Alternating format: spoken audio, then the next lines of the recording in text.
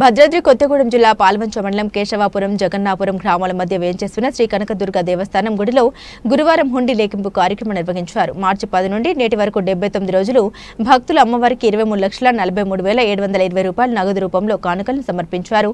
హుండీ లెక్కింపు కార్యక్రమానికి పర్యవేక్షణ అధికారిగా సుదర్శన్ వ్యవహరించారు. ఈవో రజనీకుమారి, ధర్మకర్తల మండలి సభ్యులు సుమారు 75 మంది మహిళా భక్తులు హుండీ లెక్కింపులో కార్యక్రమాల్లో పాల్గొన్నారు.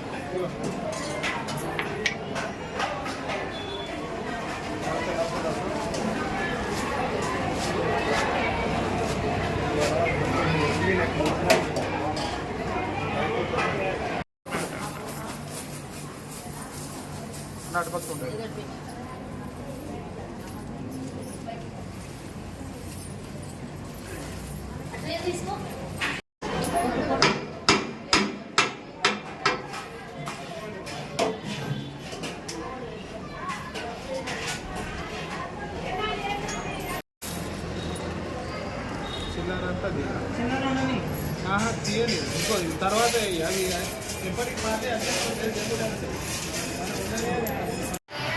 భద్రాద్రి కొత్తగూడెం జిల్లా పాల్వంచ మండలం కేశవాపురం జగన్నాపురం గ్రామంలో వేంచేసి ఉన్న పెద్దమ్మవారి దేవస్థానం చెందినటువంటి హుండీలు ఈరోజు లెక్కింపడం జరిగింది. ఈ హుండీకి పర్యవేక్షణాధికారిగా జి సుదర్శన్ గారని వచ్చారు. ఈ కార్యక్రమంలో ధర్మకర్తల మండలి అందరూ కూడా సభ్యులు పాల్గొన్నారు. 10/3/2025 నుంచి ఈ రోజు వరకు అనగా 79 రోజులకు ఈరోజు హుండీ లెక్కించడం జరిగింది. ఈ లెక్కింపులో 23,42,780 రూపాయలు అమ్మవారికి కానుకలు వచ్చాయి.